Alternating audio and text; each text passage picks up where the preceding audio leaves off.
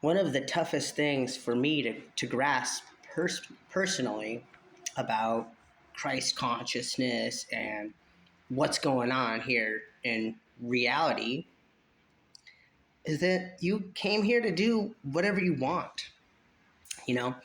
That's where that Aleister Crowley quote comes in. Do as thy wilt, which to some people they'll say that's evil, but in reality, you know, what people judge as evil, they just don't understand. And everything has a place somewhere in the universe. And so I'm not saying do anything illegal, but doing what your heart calls you to do, no matter what it is. What do you love to do? This is your universe. This is your reality. And so this is why it was tough for me to grasp because I was raised Christian. And so I had so much judgment, that I had to be an angel, but reality is like the yin yang sign. There's good within the bad, there's bad within the good. So there's no escaping duality, but there is. That's not seeing it as good or bad. Seeing everything as neutral.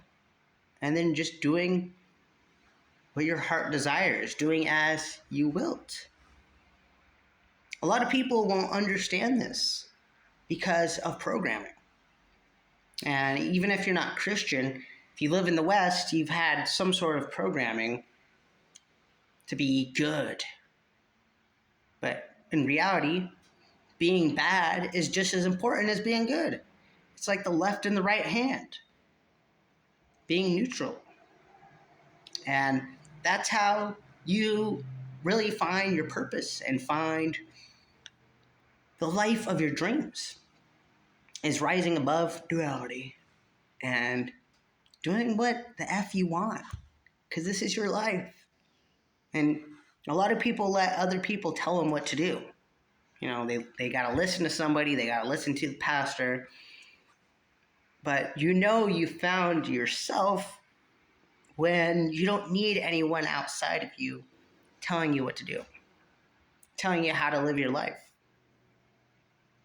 And that's what was really meant when Christ was talking about, have no gods before me.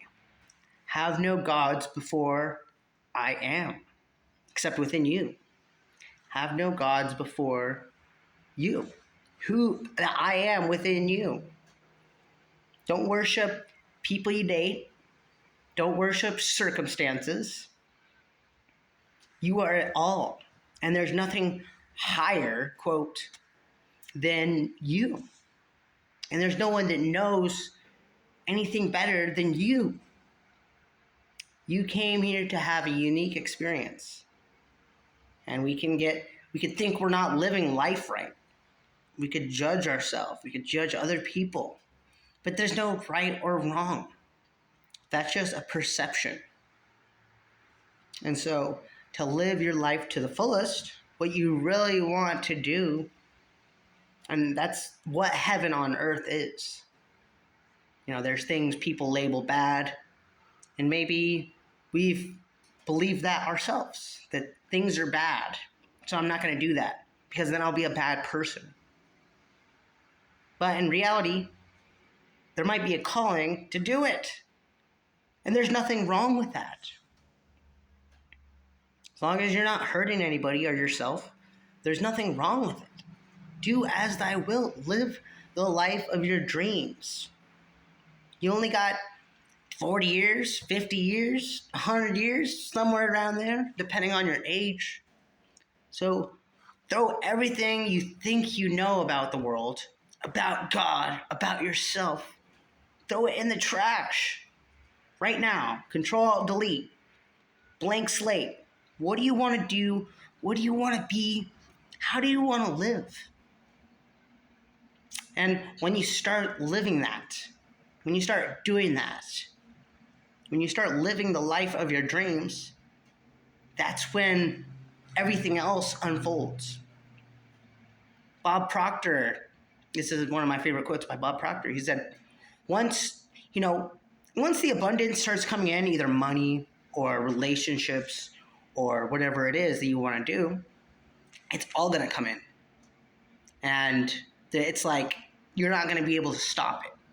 And so to get that abundance flow, that infinite abundance, it's about living from this state of doing what you really want to do, doing as you wilt. Aleister Crowley is another person that gets hated on, and he's evil, and he's a Satanist. But the truth about magic is there's, any occultist, any person looking into magic will realize that there is no higher and lower power.